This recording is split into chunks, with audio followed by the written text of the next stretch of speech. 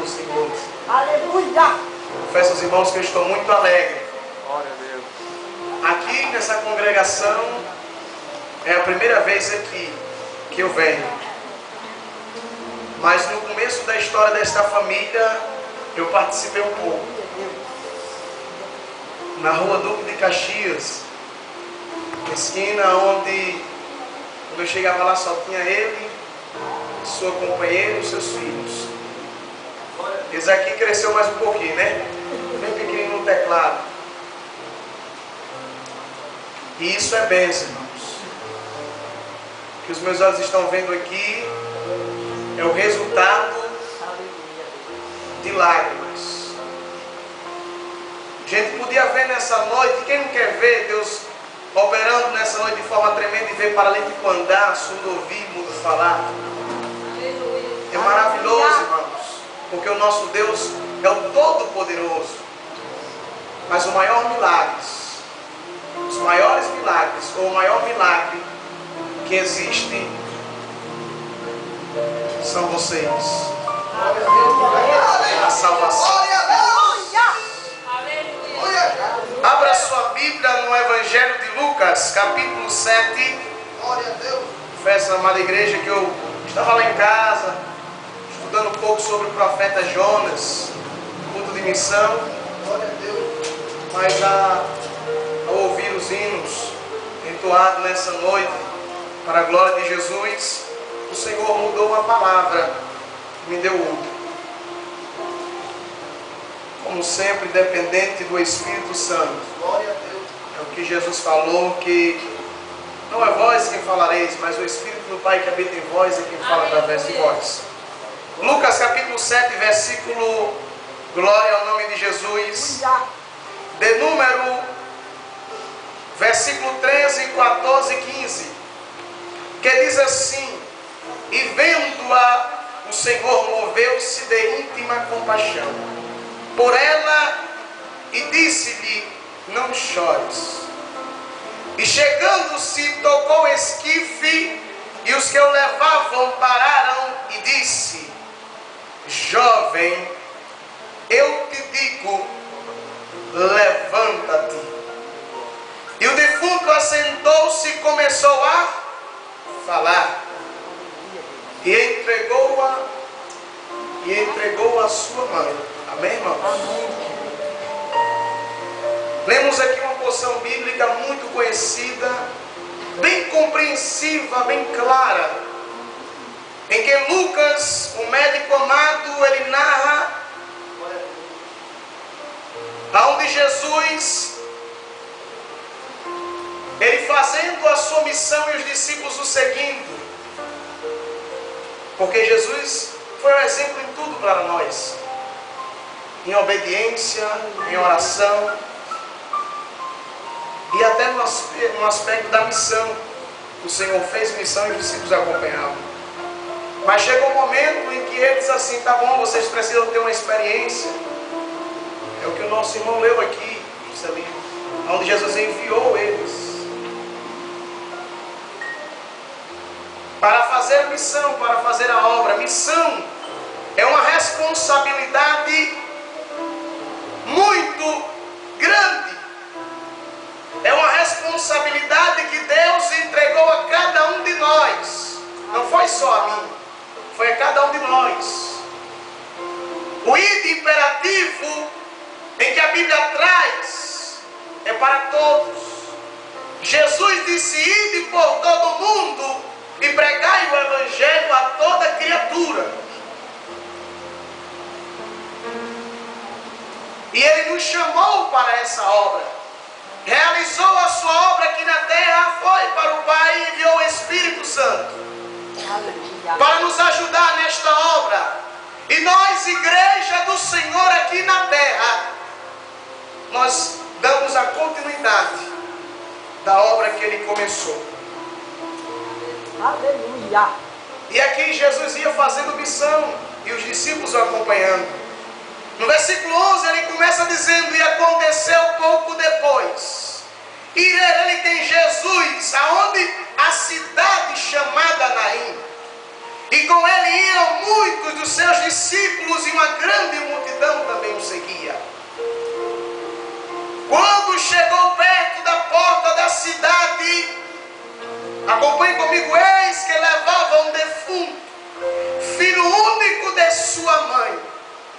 viúva, e com ela ia uma grande multidão da cidade. Aí ele começa a narrar a história de uma mulher que era viúva da cidade de Naim. Uma mulher que já havia perdido seu marido e se tornou viúva. E agora o único sustento que ela tinha na terra era o seu único filho. Porque naquele tempo, quando o marido morria e a mulher ficava viúva, se ela tivesse um filho ou 2 filhos, o sustento dela era eles. Eles iam trabalhar para sustentar a sua mãe. E assim também. Então, quando aquele menino morre, é como quer dizer, ela perdeu o único sustento. E quantos, naquele tempo também, eram contratados para chorar, eram pagos para chorar. E uma grande multidão. Mas quando o menino fosse enterrado, aquela multidão ia embora. E aquela mulher ia ficar só. Existem momentos, igreja do Senhor Jesus, em que Deus permite nós enfrentarmos situações e permite uma multidão estar do nosso lado. Mas existem momentos também que Deus ele permite a provação vir sobre nossa vida, mas é só a gente e Ele. Aleluia.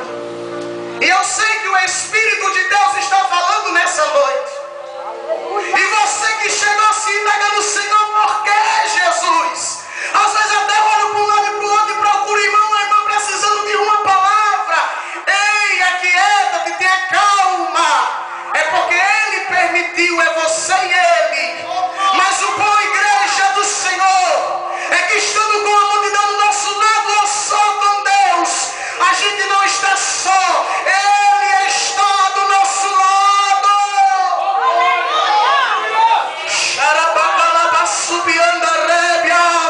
Quem está sentindo a presença do Rei nessa noite, adore Ele.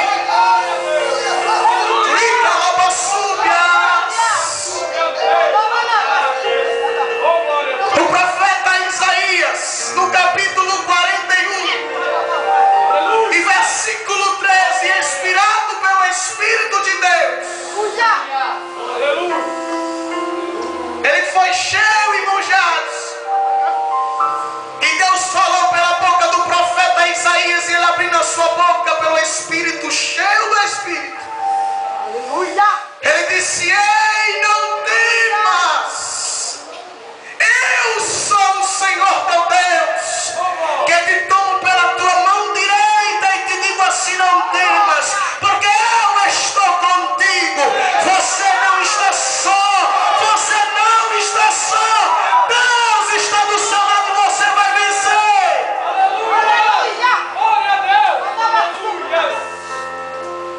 Aquela mulher estava passando uma situação muito difícil. Imagine você no lugar dela, perdendo o seu filho. Já havia perdido o marido, agora perdeu o único filho, estava só. Quem ia sustentar ela? E com certeza ela estava avançada já em idade. E como estava avançada em idade, com certeza, numa idade avançada não poderia casar-se mais. Então a pergunta é: quem ia sustentar aquela mulher? Mas o maior sustento estava vindo ao encontro dela. Aleluia. O maior sustento se chama Jesus e chegou na nossa vida. É aquele ditado: você pode perder tudo, mas não perdendo Jesus, não perdeu nada.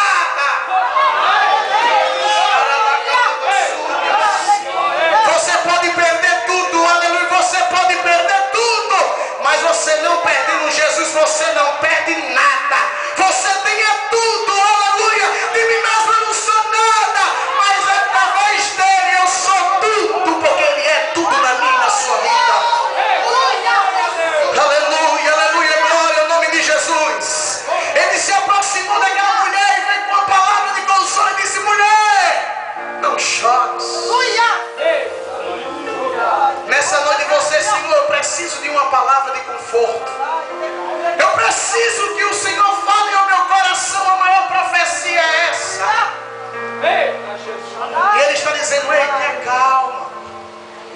tudo certo, é só um momento. Aleluia. Um pouquinho de tempo que há de vir virá e não tardará. O profeta Ezequiel, inspirado também pelo Espírito de Deus, no capítulo 12, versículo 28, ele diz: ele fala que o que o Senhor prometeu, ele vai cumprir. O que dizer do profeta Jeremias quando ele se ela disse: Jeremias, o que tu vês? Jeremias falou: Senhor, eu vejo uma vara de amendoeira. E ele disse: viste bem, porque eu velo para cumprir com a minha palavra. Aleluia. No original, essa palavra amendoeira puxa para o lado de vigia. Então o que é que Deus está querendo falar realmente? Deus estava dizendo: assim como um vigia está sempre preparado, se aparecer um ladrão que for para realizar o seu trabalho, eu estou como um vigia, só esperando o momento. Aleluia, Deus. Para fazer a minha responsabilidade, que é de cumprir com a minha palavra. Porque o nosso Deus, Ele é verdadeiro. Paulo disse aos romanos que seja todo homem mentiroso, mas somente Ele verdadeiro. Aleluia. E Ele não somente é verdadeiro, Ele gosta da verdade, mas Ele é a fonte de toda a verdade. Ele é a própria verdade que entrou na nossa vida. E se cumpriu o versículo quando Jesus disse: se conheceres a verdade vos libertará. E estamos aqui nessa noite, na presença do leão da tribo de Judá, e dizendo: obrigado, meu Deus, pela libertação da minha vida. Você é grato a Deus, aleluia, nessa noite pelo que Ele fez na sua vida? Você é grato a Deus pelo que Ele tem feito na sua vida? Nessa noite muda a tua oração, muda o teu pensamento. Senhor, eu estou passando por isso. Não, Senhor, eu vou mudar meu pensamento, aleluia. Jesus, obrigado, Senhor. Obrigado porque Tu és grande na minha vida, meu Pai. Eu te agradeço por tudo. Está difícil, meu Senhor, está difícil para mim. A gravata está roxa no meu pescoço, mas o Senhor está comigo e vai dar tudo certo.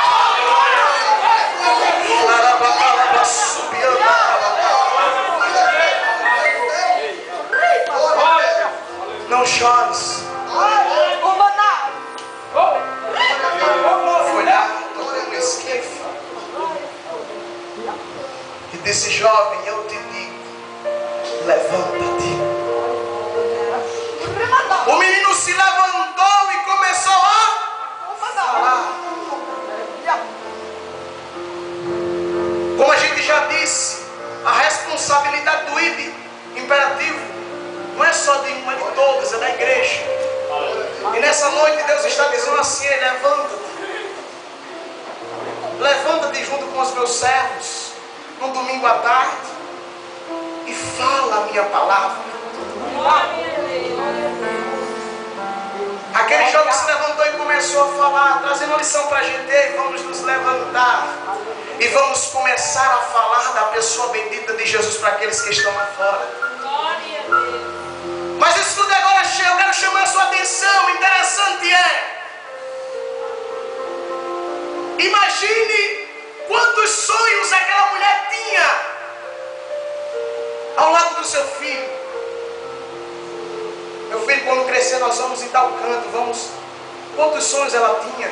Ver o seu filho crescer, se tornar velho, e tantas alegrias que o filho ia trazer para ela. Quantos sonhos ela tinha? Com certeza tinha vários, porque quem não tem? Ao morrer aquele menino, é como quer dizer, acabou os sonhos dela. Às vezes a situação é tão grande na nossa vida, amada igreja, que nós chegamos a achar, e às vezes até dizer, que meus discípulos, quando estavam no barco, que se levantou a grande tempestade, disse: Senhor, nos socorre, não está vendo que a gente está perecendo, morrendo. Eles ficaram tão apavorados que entrou a incerteza dentro deles, e ele abriu a boca e disse: olha, Senhor, nós vamos morrer. Jesus se levantou calmamente. Glória a Deus. Aleluia. Cala-te, vento, e aquieta-te, mar. E tudo se fez em bonança. Aleluia. Jesus nos prova assim, amada igreja. Mas é só um tempo, aleluia. Quando ele chegou o momento de acalmar, aí ele com sua voz de trovão, aleluia, o salmista disse: a voz do nosso Deus é como voz de trovão, aleluia. Aí ele diz: aquieta-te, vento, e acalma-te, mar. E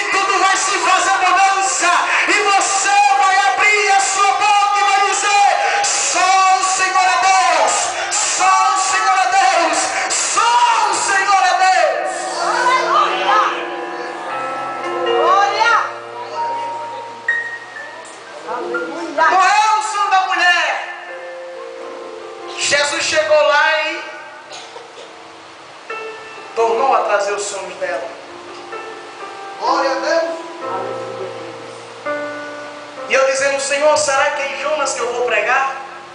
E Deus mudou e me deu essa palavra. E teve louvores que falou sobre promessas e sonhos. E eu disse, Senhor, ei. Chegou gente nessa noite achando que os seus sonhos acabou. É grande, né? Tá doendo, não tá o coração? Tá aflito? Tá. Mas não se preocupe não. Primeiro Deus está com você. Os sonhos de Deus não vai morrer na sua vida. Quem sustenta os sonhos da nossa vida é o nosso Deus. Aleluia, Deus. Os sonhos daqueles dos povos que estão no mundo é nas corrupções, é nos prazeres mudando, é como que uma casa alicerçada na areia. Mas os nossos sonhos, jovens, está alicerçado no Jesus de Nazaré, o qual nós estávamos lá fora, no monturo, mas Ele nos arrancou e colocou vocês aqui, como um príncipe. Só quem faz isso é Deus, não é assim?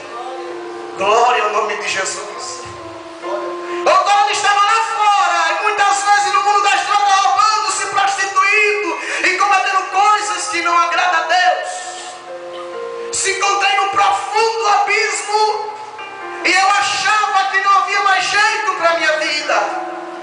Encostava minha mãe na parede e digo, eu quero dinheiro, porque senão eu vou bagunçar com tudo.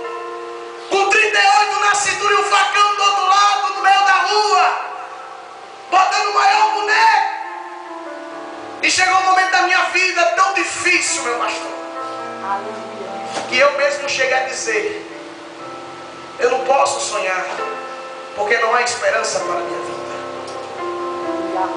Mas da mesma forma que Jesus chegou na vida daquela mulher e mostrou que o pensamento dela era diferente, e trouxe a esperança quando ela não vinha esperança.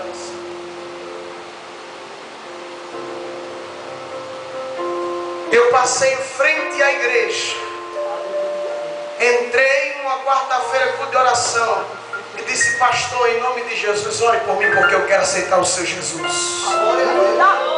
E eu nervoso, ele disse, tenha calma. Eu disse, não, o senhor não sabe como é que está a minha vida, ore logo, antes que eu mude de pensamento. Ele orou por mim. E naquele dia eu ouvi pela primeira vez a voz do Espírito de Deus. Aleluia. E naquele dia Deus me entregou um dom espiritual. E através de um dom Deus falou ao meu coração pelo seu Espírito. E eu disse assim, meu Deus, se realmente tu existes como os crentes pregam, perdoa os meus pecados e muda a minha vida. Se realmente há esperança. Eu ouvi a voz do Espírito de Deus bradar dentro de mim, com os olhos fechados de joelho. O Espírito de Deus disse assim, Felipe, perdoados estão os teus pecados. Persevera na minha presença, porque eu vou te usar na minha obra. Faz 7 anos na pessoa bendita de Jesus, firme, aleluia, no leão da tribo de Judá, dizendo, Satanás não é perdido, Jesus é maior. A esperança, aleluia, quando a gente não vê, não tem jeito, não tem jeito. Não vai dar certo. Jesus, olha, vai dar certo. Vai dar certo sim. O nosso Jesus era diferente, aleluia. E quantos eu passava e muitos olhavam e vai morrer nessa vida. E hoje eu passo a dizer assim, Felipe, glória a Deus. Vai para a igreja, vou adorar Jesus. Ore por mim. Aqueles que diziam que não havia mais esperança para a minha vida, hoje pede oração a mim pela vida deles. Jesus muda ou não muda a vida do homem? Sim ou não, igreja? E qual é a prova disso? Essa é ou não? Cada um de nós somos, irmão Juscelino, um milagre nas mãos de Deus. Então você pode adorar a Ele com toda liberdade nessa noite e dizer, Jesus, obrigado, porque eu não era nada, mas hoje eu sou um milagre vivo na presença do Senhor. Xarabacalaba subianda rei.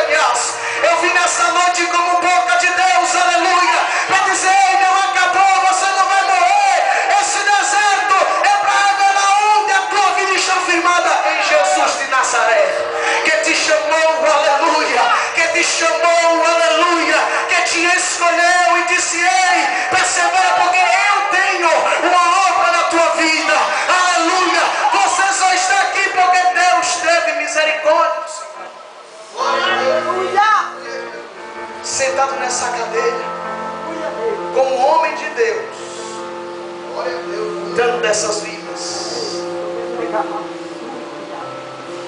E eu louvo a Deus porque a Bíblia nos diz que a nossa obra ela tem uma recompensa, sim ou não? Sim. O escritor aos Hebreus ele fala dizendo assim no capítulo 6, versículo 10: Deus não é injusto para se esquecer do vosso trabalho, que servis ao santo e ainda o servis. Já Paulo, em Coríntios 15, versículo 51, diz: portanto, sejam firmes e constantes, sempre abundantes na obra do Senhor, sabendo que a vossa obra terá uma recompensa no Senhor. Aí a gente vai para a 2 Crônicas, capítulo 15, versículo 7, onde o rei Asa, Deus usa o profeta para dizer ao rei Asa: não desfaleça as vossas mãos, porque a vossa obra tem uma recompensa. Vocês são milagres nas mãos de Deus, mas é a recompensa das lágrimas do homem de Deus. Foi expressado por sua esposa aqui nessa noite uma coisa tão linda, irmãos. Tão linda e maravilhosa. A gente chorou mesmo, é para chorar mesmo. A gente chorou hoje. Ele chorou muitos dias atrás por nós. Aleluia, Deus. Então que Deus seja glorificado por isso. E que cada vez mais Deus venha a recompensar com vidas. Mas continuando, escute. Jesus trouxe de volta os sonhos dela. Eu quero dizer para você que o seu sonho, aleluia, ele vai se realizar sim. Porque Jesus é o sustento dos seus sonhos.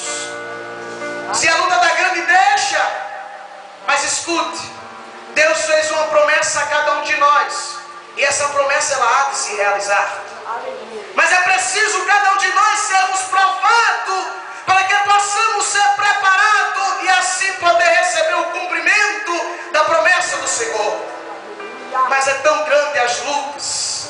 Mas o bom é que a gente sabe que Ele é verdadeiro e Ele é fiel. E Ele sendo verdadeiro e fiel, Ele cumpre com a sua palavra. Então isso é que importa. Que dor deixe de doer a luta da minha vida. Eu sei que uma coisa pode ser grande, mas o meu Deus é maior. E Ele é fiel para cumprir o que Ele me prometeu. Aleluia, Deus. Escute bem. Eu ouvi um testemunho muito tremendo. Glória ao nome de Jesus. Lá em São Paulo. Um homem era porteiro. Estava tendo um grande culto. O pastor sentado. E Deus bradou no coração dele e disse assim: está vendo meu servo lá na porta? Levante e consagre ele como evangelista, como missionário, melhor dizendo, e envie para o país tal, porque eu tenho uma obra com ele. O pastor ficou, mas ele ouviu a voz de Deus. De repente o pastor chama, irmãos, na mesma hora, no mesmo culto. Como o pastor cabeça, ele foi e consagrou aquele homem na mesma hora. Disse: meu irmão, igreja do Senhor, o Senhor falou ao meu coração para consagrar esse homem agora como missionário e enviar para o país tal. Consagrou e enviou. Passou 7 meses evangelizando, entregando panfletos. Era ele, a esposa, um filho e uma filha. A filha era menor. Todo dia jejuando e pregando, entregando panfleto, evangelizando, e nada de alma aceitaram. Só ele e a família pregando dentro de 4 paredes. 7 meses, ninguém visitava. E ele dizendo: meu Deus, o Senhor me consagrou. Será que foi o Senhor realmente ou foi o homem? Se realmente o Senhor disse que tinha promessa de ganhar alma através da minha vida e minha família, porque aqui uma alma não se salva 7 meses, Senhor. Mas o interessante é que quando ele começou a se indagar, de repente ele ia na rua com sua família e o filho dele teve como que um infarto e morreu. E ele ficou desesperado. Já estava desacreditado das promessas de Deus, querendo voltar. E ainda mais perdeu o filho. Aí ele doidou de vez, igreja. E começou: meu Deus, meu Deus, meu Deus. E pega e chorar. E pega encher-se de gente. E de repente logo saiu na rádio daquele país, anunciou: olha, o filho do pastor que veio de tal canto, do Brasil, morreu, na rua tal, endereço. Encheu-se uma multidão. Deus, Ele sabe como trabalhar. A gente não compreende. Aí o que acontece, irmão Fábio? É que aquela multidão fez a volta e começou a olhar a criancinha de 3 anos, a filha dele. Ele nem sabia que Deus estava prestes a realizar um grande milagre na vida dele, com a sua família, e salvar grandes almas para a glória do nome